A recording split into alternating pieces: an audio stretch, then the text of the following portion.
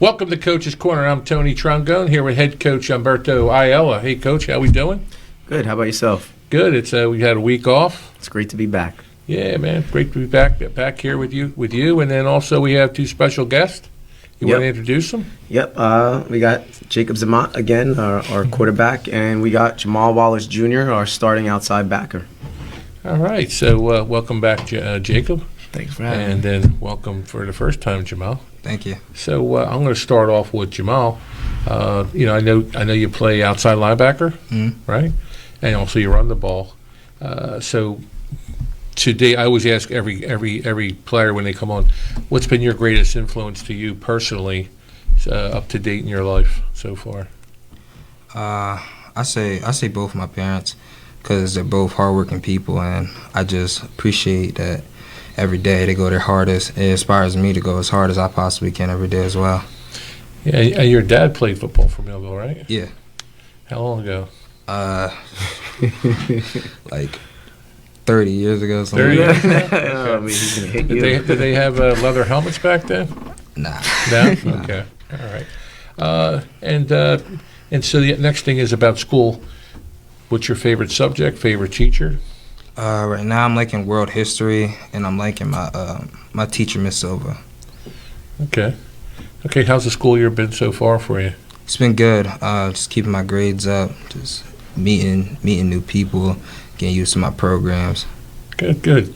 And so you're a sophomore. Mm-hmm. And what's your trajectory? What do you want to be when you grow up? Like, what are you looking for? You go to college, go to trade school. What area? Like, what do you want to be when you get older? Strive to go to college. Strive to play football at the next level, and being able to further my education in my program, which is construction. Construction, huh? Mm-hmm. Okay. Any colleges in particular you're looking at? Few, but just love them all. You love them all right now, right? Well, you're gonna love who loves you back, right? Yeah. That's how it is. Well, welcome, Jamal. Thank you. I want to flip it over to Jacob. So welcome back, Jake. Thank you for having me. You like calling Jacob or Jacob? I know Jacob. My son.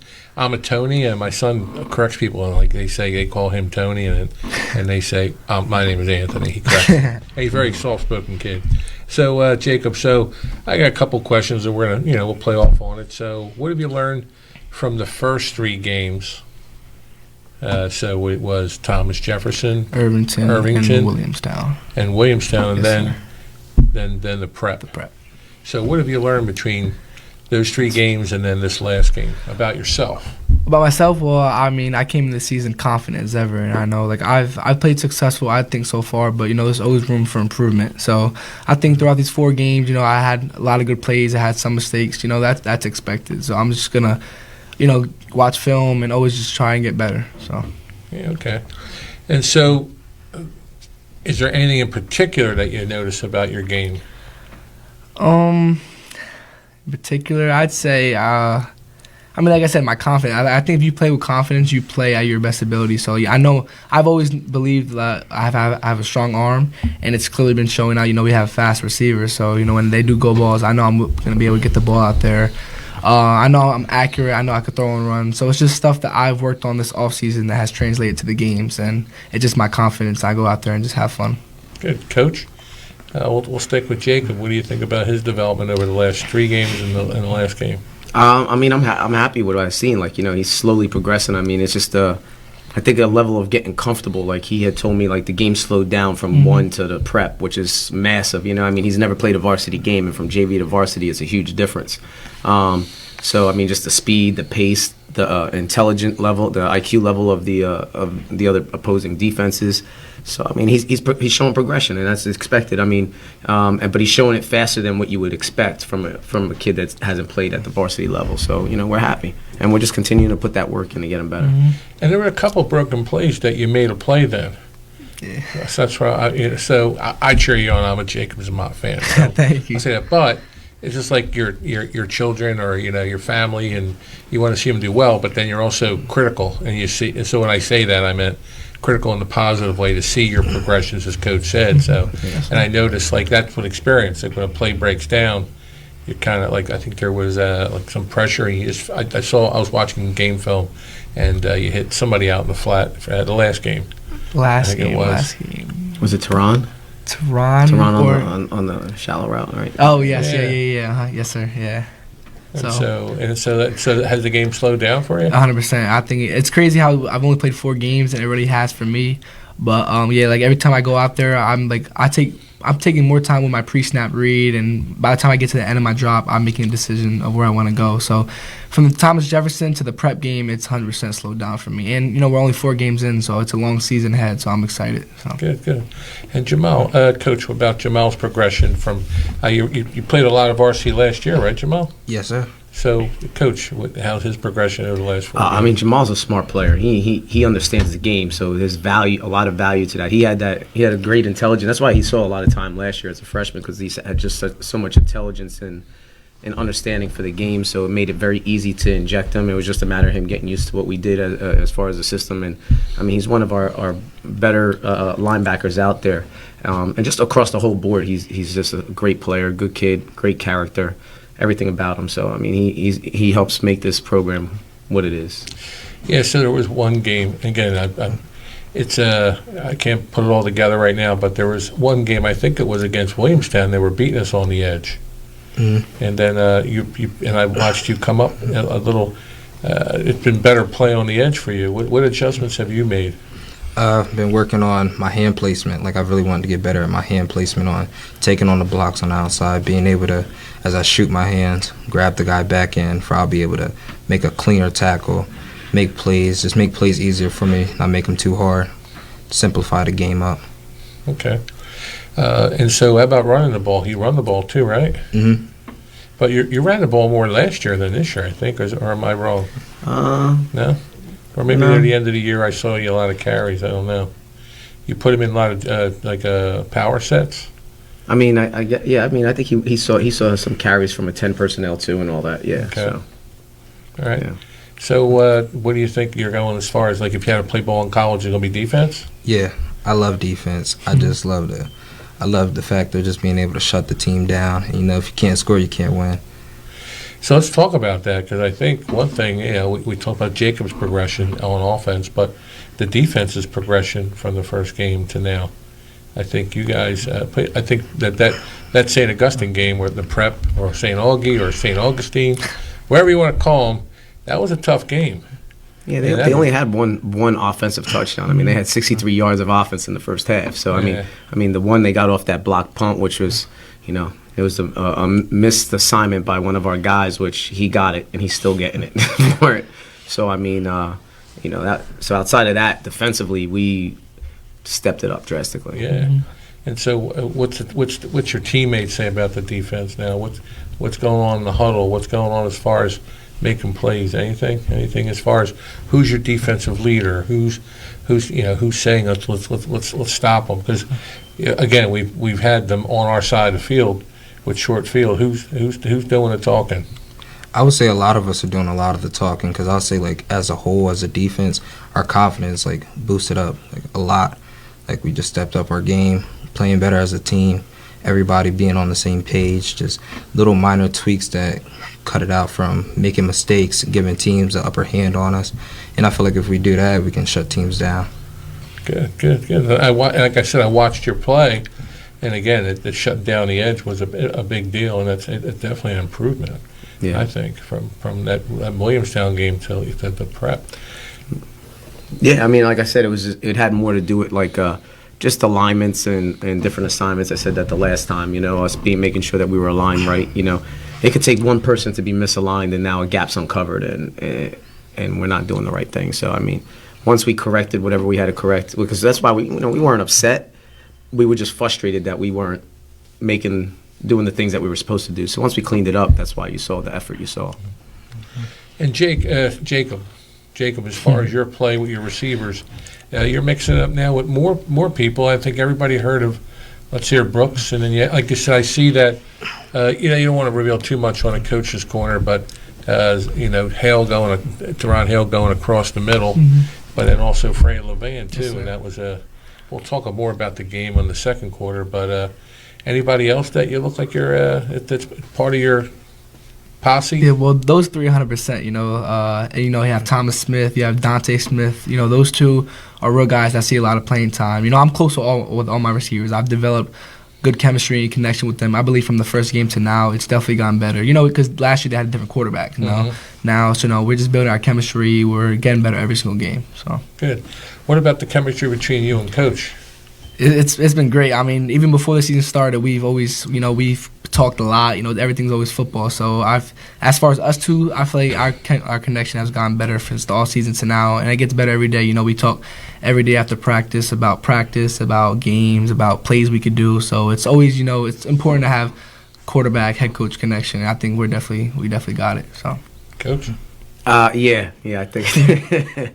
I mean, he gets the after an offensive practice, he's getting the coach call later on at night. Every day at like 7 o'clock. I know he's gonna call. He knows it's coming. So I mean, but listen, I mean, I just him aside, I value player coach relationships regardless. Like I mean, it's not like I want us to have fun, have a good time. I mean, but just understand when it's time to get serious. And so I mean, but the connection between the coach and myself and him and Jacob is invaluable because he's the the leader on the field with the offense. So it's important that he understands what's being expected so he can dictate that to everybody else. Okay, good stuff. So anything else to add, Jamal, about yourself while we close out the first quarter? No. No, okay, good. I'm calling you Cole on that. So. But I hear you're the articulate one, so I figured let me give you one more shout out to see if there's anything you want to say. Shout out to anybody, or while we're on the show, anything. Nah, I'm sorry, I don't got nothing. Okay. You want to shout out your grandpa for yeah, thank you, Papa, for coming. Thank you, Mom. For all those rides home after every practice. Dad. Yeah, this is the time, it's like you watch it on TV and it's like, oh, I should have said this or that. Yeah, so you want to get that in, All right, so this is the end of the first quarter with Coach Ayala, myself, Tony Trongone, with Jacob Zamont and Jamal Wallace Jr. We'll be right back after this commercial.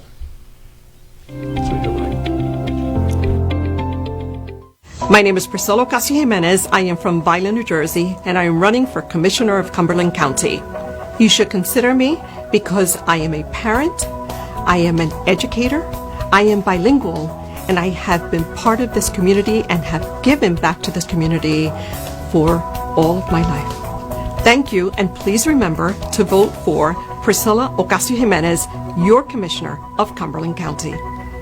Ordered and paid for by the Cumberland County Regular Democratic Organization. Al Jones, Treasurer.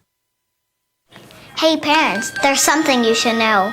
If you don't teach me about money, that's okay. I'll live off your nest egg for the rest of my life. Feel confident talking to your kids about money. You're gonna find me a real one, right? Before it's too late. Get ready at td.com/kidsandmoney. Your smile is more than just your teeth. At Tenbrook Orthodontics, discover the smile you deserve to have. Get more smiles, more affordably priced with Harvard-trained Dr. Tenbrook's 21st century technology. Get Tenbrook's exclusive T1 braces or Invisalign, which gradually delivers a gorgeous smile. 11 locations like Millville, Washington Township, Vineland, and Mullica Hill, Tenbrook Orthodontics. Spend less time, spend less money, have more fun getting the smile you deserve. Allen Associates is a family-owned and operated full-service agency, managing a broad base of clients in the New Jersey area.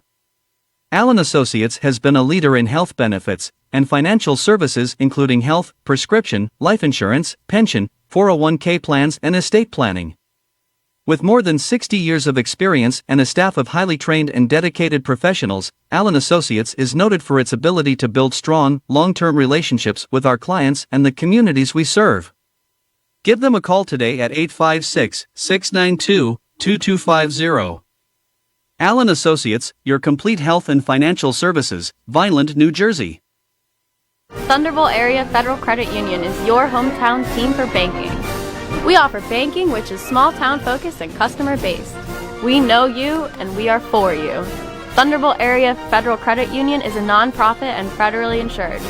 Solid as the Thunderbolt airplane, we are your team. Thunderbolt Area Federal Credit Union, 1601 Cedar Street. Hi, I'm Bob Millard, President of Thunderbolt Area Federal Credit Union. Come see us and experience banking as it used to be. Are you ready to find your fit at Rowan College of South Jersey? I'm ready.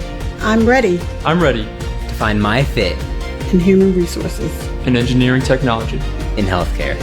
With 6 divisions that include more than 100 degree and certificate programs, RCSJ gives you the choice to find a future that fits your goals. Visit rcsj.edu/enroll to start today.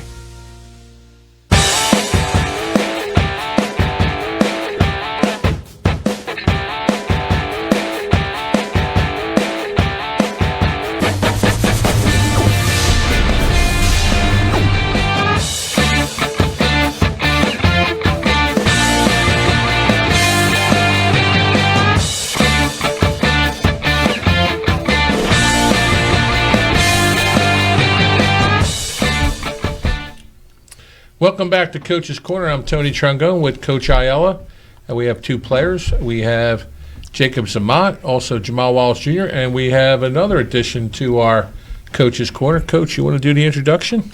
Yeah, Coach Ron Terry. He's one of our offensive coordinators. Okay. Hey, welcome, Coach. You all right? Oh, yeah, I'm fine.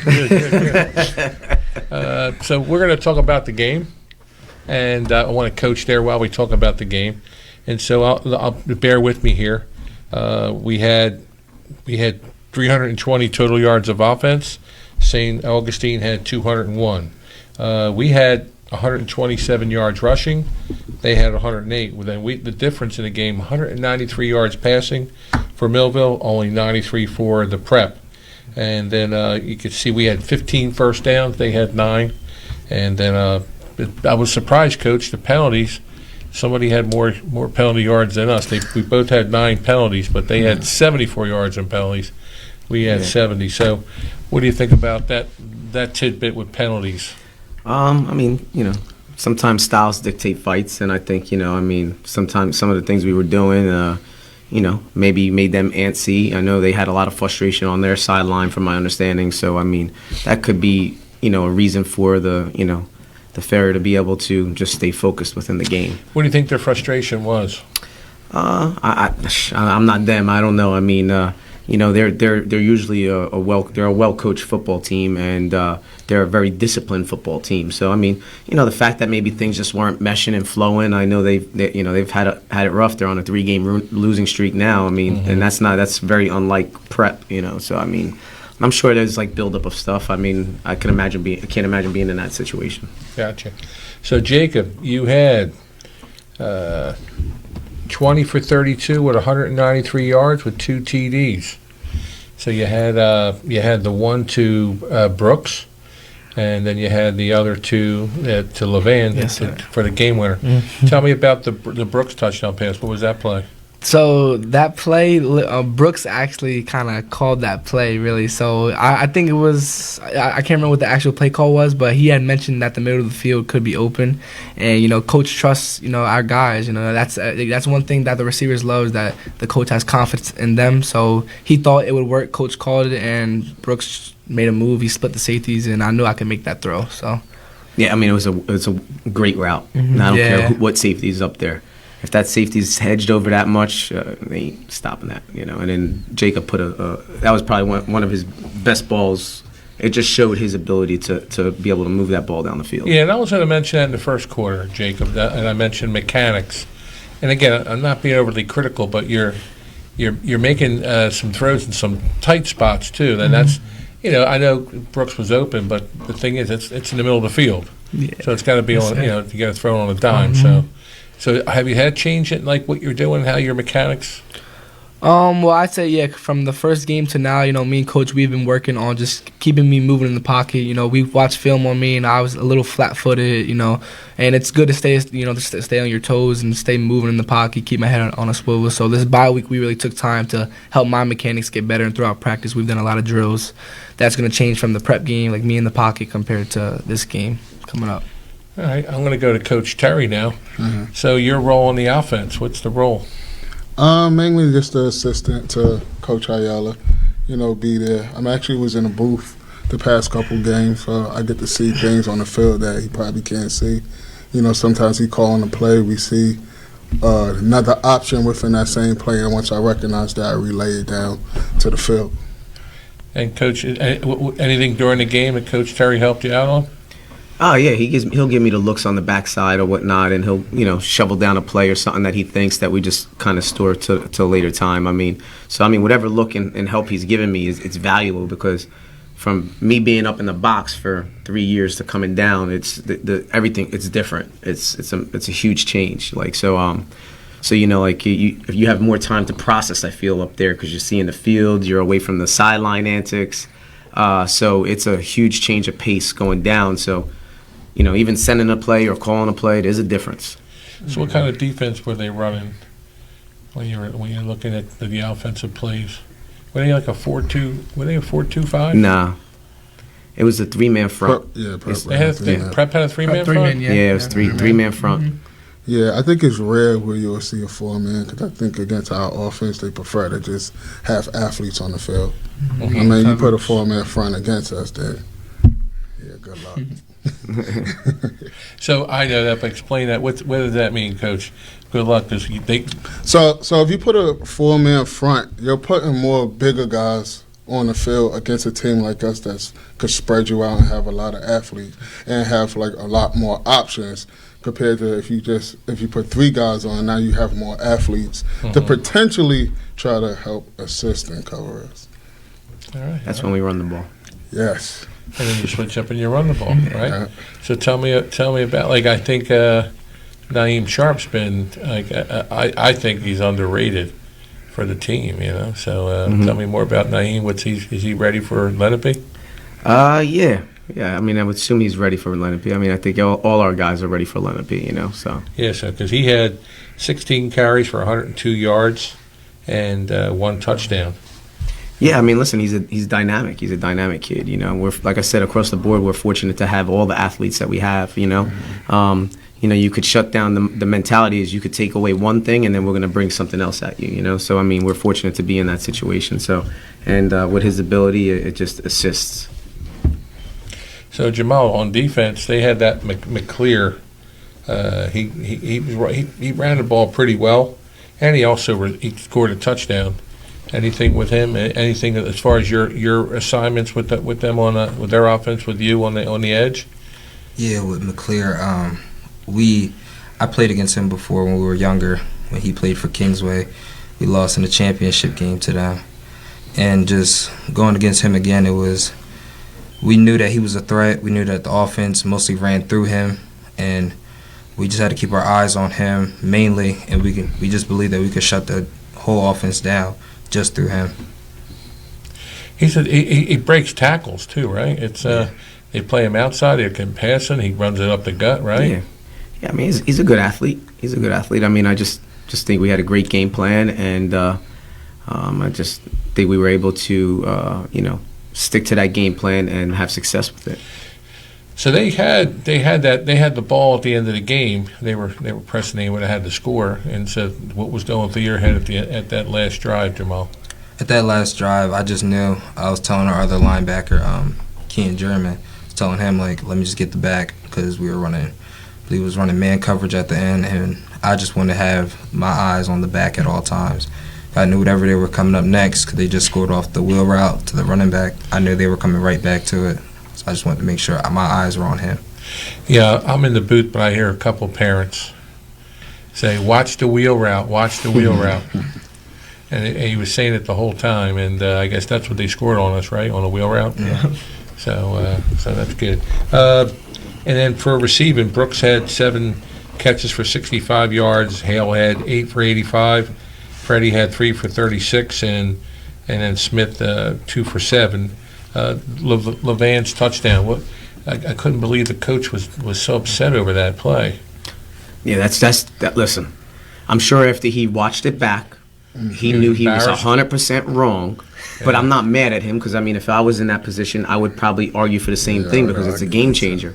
The disappointing thing was that the official actually didn't thought about it. There was a thought process, because when you saw it back on film, it was evident. Obvious, yeah. It was that like the kid went up after he grabbed him by his feet. Like once the ball crosses the plane, that's it. He didn't drop it. It's a dead ball. It's done. So I mean, it was silly. I was like, why are they discussing this? Why are they discussing? Well, this? the other officials saw it. The one official's a newer official, and he messed up a call in the Cedar Creek game. I think one of the officials ran over, from my understanding, hearing people that were on the other sideline. They said that he ran over and was like, "Yo, that was a touchdown. Well, what are you waiting for?" You know. So they had to, I guess, do their part and talk about it. What role does Lancetta? Because he's been coaching for forever, right? Does he intimidate the refs at all? You think? No. I mean, you can't intimidate on that call. That would have been terrible. Yeah. That would have been terrible. I just was like, why are they? That would have been just as bad as some of the calls in the regional games up at Rutgers last year. That were game changer, you know. Exactly. So. Coach, were you talking to Coach Ayala about the play from the booth or no? Oh, instantly. First thing he kept yelling is, "Terry, is it a touchdown? Is it a touchdown?" So of course, I wanted to know, should I be fighting? You know. So we up there with the iPad and able to zoom in. It was really clear. I don't even know why they was even arguing it. What do you have up in the booth to look at the plays? Oh, I do have an iPad that you can just rewind every play. Huddle sidelines. Yeah, so pretty much every program has Huddle sidelines. Yeah, the moment it happens, you're able to just see the last play. Okay. Yeah. Who's on the camera? We have a student that graduated last year, Caleb Rodriguez. Yeah, okay. Great kid, helps us out with social media. But stuff. it could be critical though, right? Like you got an adult then going like, "Oh, bring that back." You got that, right? Yeah, but and they don't use. I wish they had replay. They tried doing it a couple years ago, where they would like designate certain games for replay, but I guess they got away from it because maybe it was too controversial. Well, not all the schools probably have the technology either, right? Yeah. Yeah, and plus it's mainly for like your particular team, for to be able to go and review things, to see things that you didn't see initially. Maybe we call one play and it's supposed to execute one way, but on film you see it executed another way that we didn't see live. That's when you're able to just go back to it. Gotcha. And run it back so that way. I'm learning. See, compared to I'm old school. I mean, we didn't have all that. We watched it on like literally the tape, the movie that goes around. It makes the noise. Yeah, the reels going back and forth, but it's still the review. So tell me about the breakdown of the game when you break down the film. I'll start with you, Jacob. Okay. Anything that you learned from the breakdown of the game? Like from that game you're talking about? Yeah, from the prep. Just like after watching that game, I feel like overall, I feel like the offense played good. Like the first quarter we struggled because the prep they punted on like their 50-yard line, so we got pushed back to like our 10. So it was hard to like run certain plays to avoid the safety. So the first quarter we didn't really get nothing going, but then second quarter that's when we scored, and then we just found our groove from there. How about you, Jamal? I seen that we worked on some things, like we fixed up how far we're coming up on pass rushes, that we need to stay back a little bit for that the quarterback can't step up in the pocket and leak out anymore, because when we first a better guy that's better at running out the pocket, we're going to have problems with him. So just fix some things. What did you do? Did you put a spy on him, or like what do you do as far as when he wants to leak out? He wasn't that much of a threat, right? No, I just think we were attentive and alert to him. Would you say that, Wallace? Right? Like, I mean, it's not like we just were like, oh, this is like a dude. Like, we have to like be like all over. But like, I mean, there's no offense to him. I'm just saying like we just made sure we stood to our assignments and made sure he was in vision. So, because I played outside linebacker, is it frustrating when you have a containment and the plays on the other side of the field, but you got to stay home? Yeah, I just try to make a play, but he's just flushing out the other way because you're containing so well. It's just got to run down the play, try to make it as much as you possibly can. Great. All right, so for our players, any last parting shots before you go? We go into the third quarter. I'll go with Jacob first. I'll give Jamal shout-outs. Yeah, shout-out. Well, I'm going to say, shout-out to my mom, shout-out to my dad. I love them. Shout-out to my brothers, shout-out to my teammates, shout-out to my coaches. All right, good. Jamal, anything else? Yeah, I just thank my mom, thank my dad, thank my grandpa, thank my grandma, all my aunts, family, just everyone coming out for supporting me, my family, coaches, teammates, just thankful for it all. Yeah, the Coach's Corner is about Millville football, but it's about the kids, as we all know, and that's why I always try to give the kids just as much time to recognize the people who support them, but also, hear them talking and not the adults, because it is about them. So we're going to be back on we're getting to halftime, third quarter. We're going to talk more to Coach Terry and pick on him a little bit, and we'll be right back after this commercial.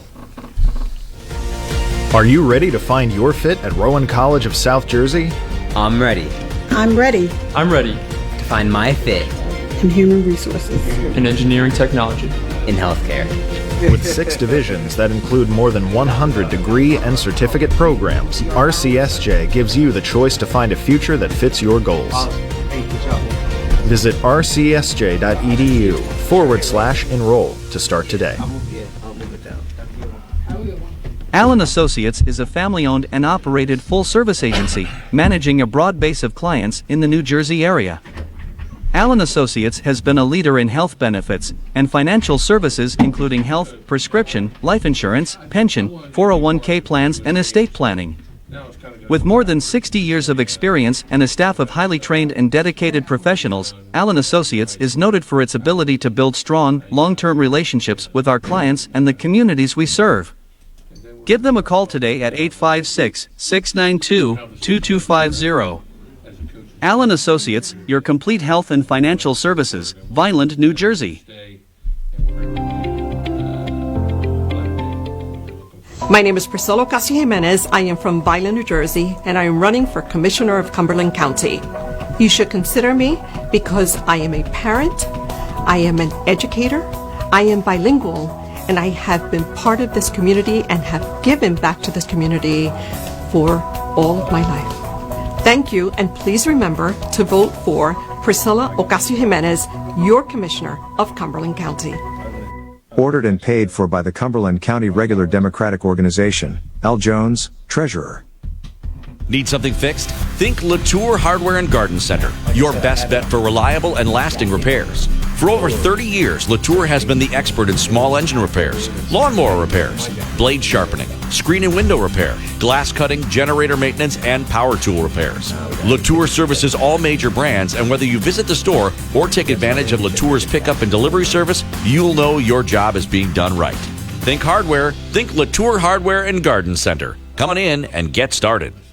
Allen Associates is a family-owned and operated full-service agency, managing a broad base of clients in the New Jersey area. Allen Associates has been a leader in health benefits and financial services, including health, prescription, life insurance, pension, 401k plans, and estate planning. With more than 60 years of experience and a staff of highly trained and dedicated professionals, Allen Associates is noted for its ability to build strong, long-term relationships with our clients and the communities we serve. Give them a call today at 856-692-2250. Allen Associates, your complete health and financial services, Vineland, New Jersey.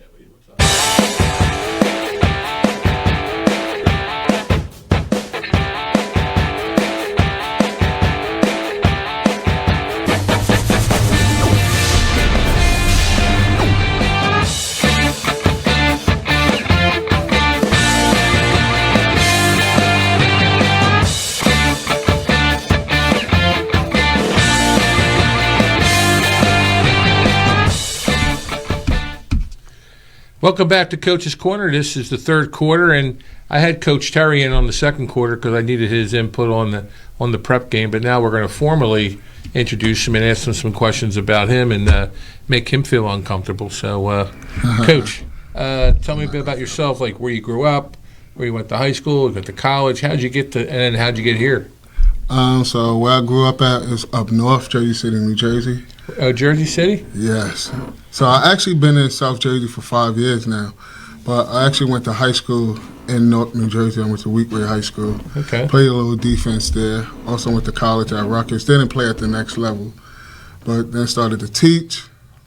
Came down to South Jersey with my wife, who I met at Rutgers as well. So that's how I got down to South Jersey. I got into coaches when I met Thomas. He asked me, do I love football? Of course I did. And came onto the staff then about 4 years ago. So what do you teach? I teach business courses, sports and entertainment marketing, as well as accounting. I actually have an MBA in accounting. Very impressive, very impressive. So what do you think about the kids and that type of those types of coursework? Are they? I mean, I think the obvious is they like it, but what do where does it lead them to? Is it like you got a lot of kids sign up for it? Oh, well, a lot of kids sign up for it mainly because I teach the course. So, like, regardless of what class I teach, they're like, I want to teach Coach Terry's class. But, yeah, I think they start to enjoy it, especially when they see what it's about, especially with sports, entertainment, marketing. They see the different type of career paths they could go into, rather being like an agent or being working for a marketing firm where you get to market probably your favorite sports team. And then accounting more is like self-explanatory. It's more difficult and more challenging than sports entertainment marketing, but accounting is something you have to be really interested in to be good with numbers and be able to calculate and be able to solve problems. So beyond the obvious, why they always want to be in your class, what do you add to the instructional paradigm? One thing I try to do with students is try to relate to them, like see where they come from. I was once in their shoes at one point. So I try to make the class fun while learning at the same time to give them the maximum benefit of being in my course. And how about the renovations to the high school? Are you in a new classroom? Oh, yes. Well, I'm in a new classroom. My first time working at senior high. I was always Memorial U teacher, so It is a different atmosphere being at senior high than How has it been so far this year, combining all 4 grades in there now? I mean, I think they've done a good job. Like, I don't see where the problem would lie, especially being from up north where all of the high schools was already like that. Yeah. So I was already used to that until I moved to South Jersey. But it's an environment that I was always used to, where all 4 grade levels being in the same building. Mm-hmm. It's more crowded though, right? No? I guess so. I mean, I never worked there last year. So. Gotcha. That school's pretty big. That school's big. Yeah. School's big. I mean, maybe in transition you see the hallways kind of packed, but it's definitely not probably as bad as you would probably think it is. Yeah. Well, no, this is the first district I've ever worked on that had the split high school. Yeah. So, and then having Memorial and having the senior high. But I guess I'll go to coach. Is it different with the 9 to 12 now, or? I don't know. I don't really see the difference. I'm health phys ed, so I'm kind of isolated in that wing. So I mean, it doesn't seem like the traffic is that awful. Like I said, just in transition, when you go down the one hall that connects from like D to B to C and then so on, like it gets crowded there. But outside of that, I mean, I think that's anywhere you go in transition. So yeah, mainly the intersections of each hallway. But some people are trying to go by while other individuals are gone. But everybody, there's administration out there, there's security, everybody's there just doing their due diligence, so it flows. So what do you think about the tenor? Like you had a lot of different things going on with school violence in Texas and all that kind of stuff, and you guys are, I'm in my office, you guys are there in the hallways and with the kids. How's it been? I mean, I feel safe. I mean, I don't know. I mean, that's me personally. Like, I don't feel threatened in any which way. I mean, I feel like, the building's secure. I mean, I feel like we have enough people. We have enough security, enough camera system in there. I think, so me personally, I feel safe. So. Yeah, I was going to say the same thing. When you're there, it's not something you actually try to physically think about, especially everywhere you look. There's a security guard, there's security, everything's secure. Even entering the building, even trying to leave the building, it's like different protocols in place to help protect us all. Good. And it's Coach's Corner, it's football, but it is a part of our day, and that's why, again, it's about the kids. It's about, really, I always say to people, it's I'm last in the food chain as far as the kids and you guys. It's the people who are with the kids that are most important. So even though this is Coach's Corner, there's not a doubt in my mind that the way I feel about it is you guys are the second most important people in the school next to the kids. And so that's why I want to ask that question. So I'm going to change up now, go back to football. And Coach, what does Coach Terry bring to the coaching staff besides, he's helping you out on offense?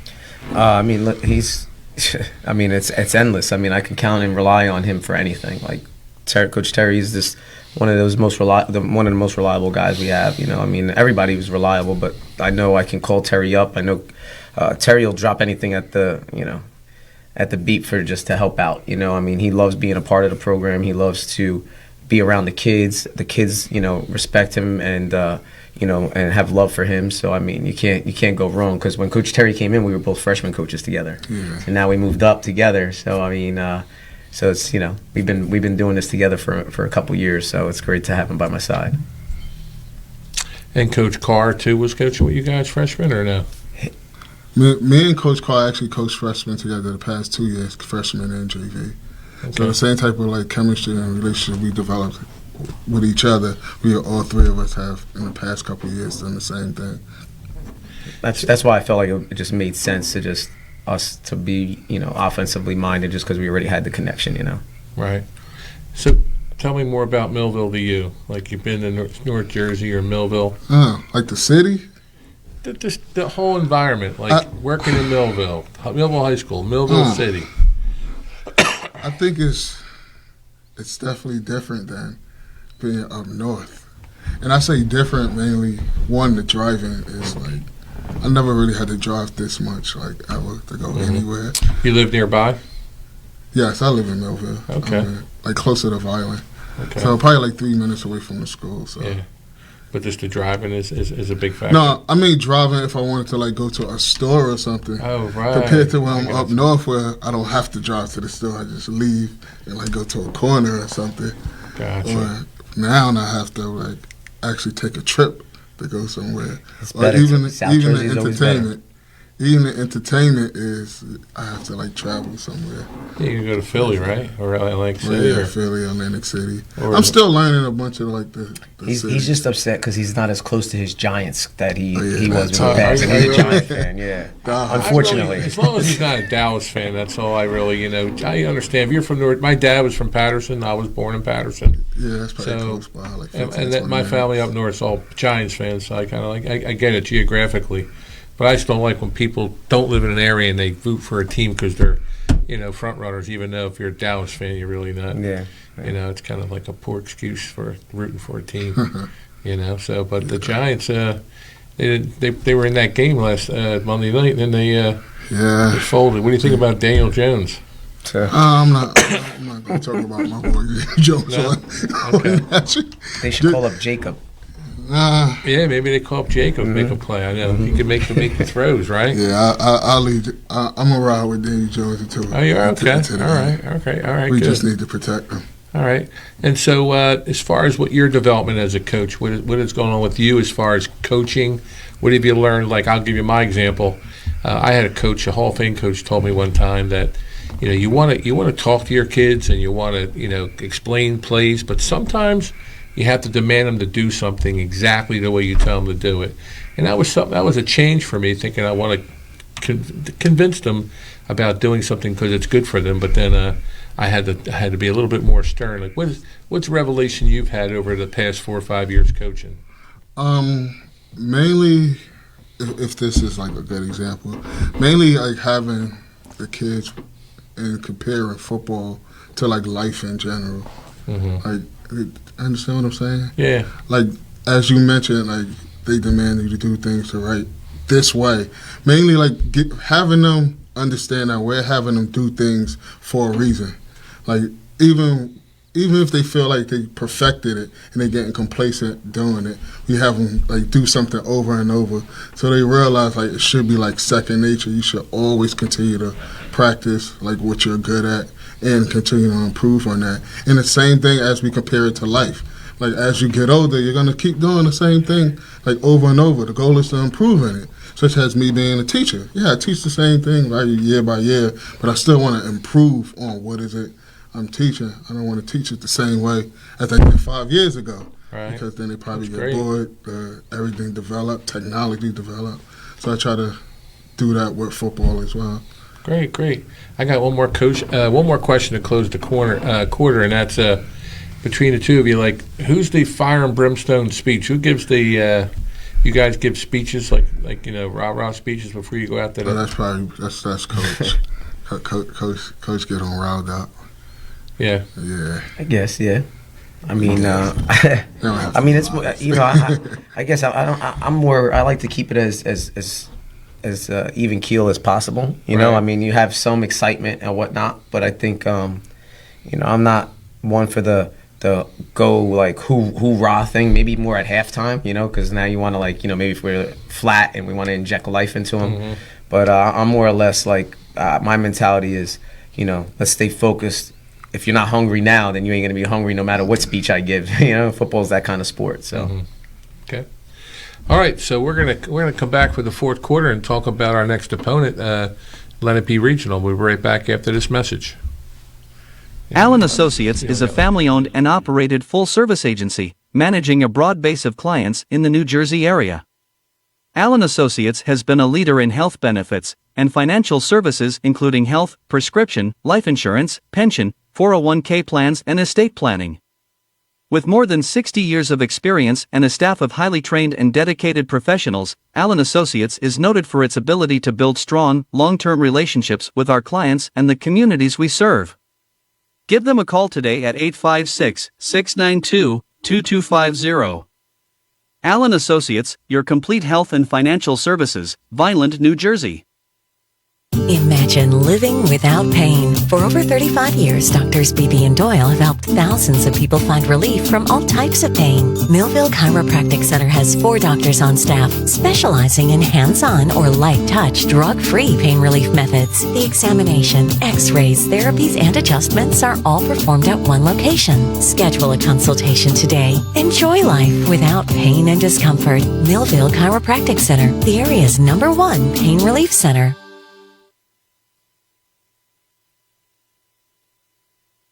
Are you ready to go green and cut down on your electric bill?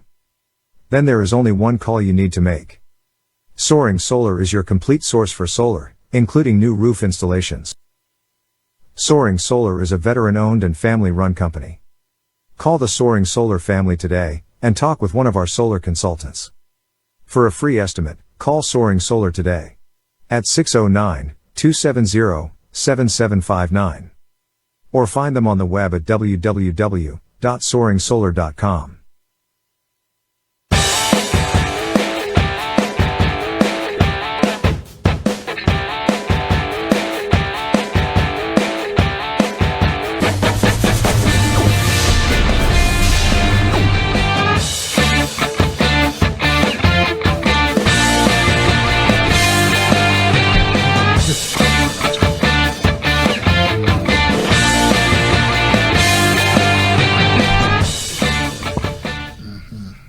Welcome back to Coach's Corner. I'm Tony Trongone, along with head coach Bert Ayala and also Coach Terry.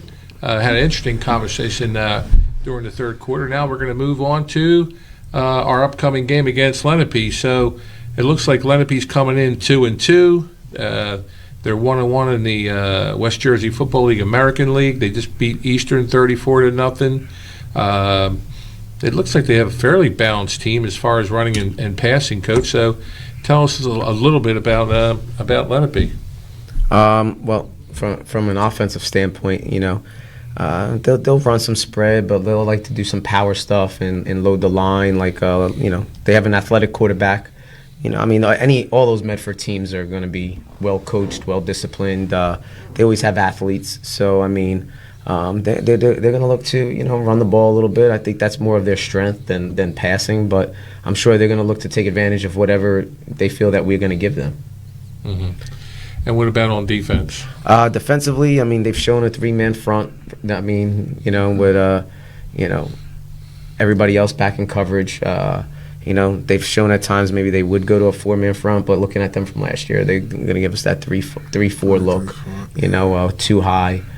Which I expect to have too high. I don't know many teams that would give us single coverage high. So, but they're athletic. They got a couple good linebackers. They got some bodies inside. So we just have to do our part. We got to win in the trenches, and we got to execute. Win in the trenches, our offensive line. I didn't talk about that, and Coach Race always says you got to plug the linemen. How's their development been over the past 3 or 4 games? Only getting better. Mm-hmm. Only getting better. I'd be surprised if not all, but if at least more than half are considered first team all conference, because what they're doing and how they're giving us the ability to run the ball. Because like I said, everybody thought we weren't going to have a running game because LeQuint left, and we're still having that. Granted, we have dynamic running backs, but at the same time, our linemen are creating the holes in the pathway for them, and they're also giving Jacob, some great pockets. They're breakdowns, but it's going to happen. But for the most part, I think their development from game one to now is they're just getting better and better and better, and they're still young.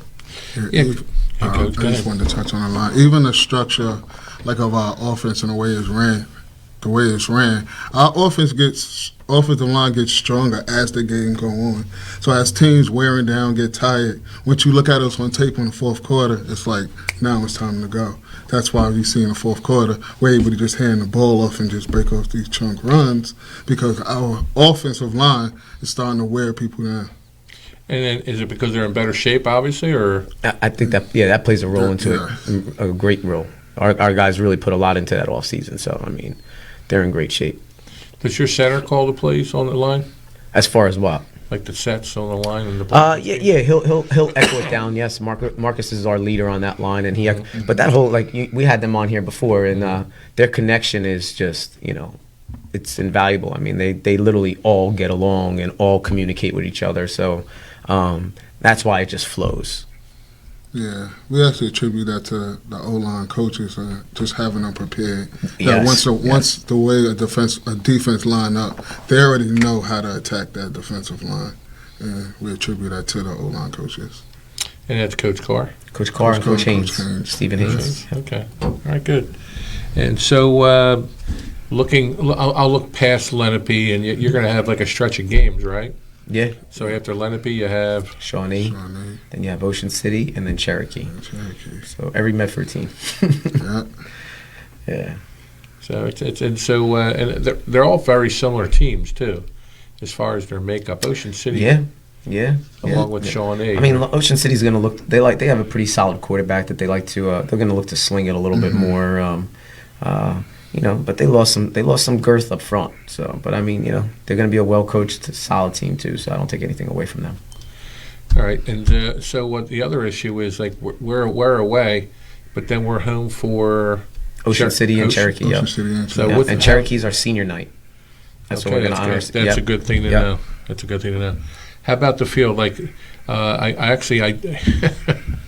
do get wind of like the grass cutting again. So tell me a little bit about what's the difference between 2.5 and 2 inches. Well, no, they want to. It's your show. Yes, so. It was being said that they wanted to keep it at 2 3/4, right? Because whatever reason there was, it's not like we have our grass is beautiful. It's already burnt up because they put pesticides on it at the wrong time of year. But 2 inches is like 3/4 of an inch is a huge difference. I mean, you could see it. I mean, is it maybe not noticeable to others, and they'll be like, oh, it's fine, but nah. Like when we went to that 2 inches, it gave us that nice mat that I think is conducive to who we are as a team. That's why we said to have turf would be valuable. Like Lenape just got turf, and they opened up in their turf. They did a beautiful job over there, which we're going to get to see tomorrow. So I mean, for us to have that opportunity would just only benefit us and every sport program that has the ability to play on it.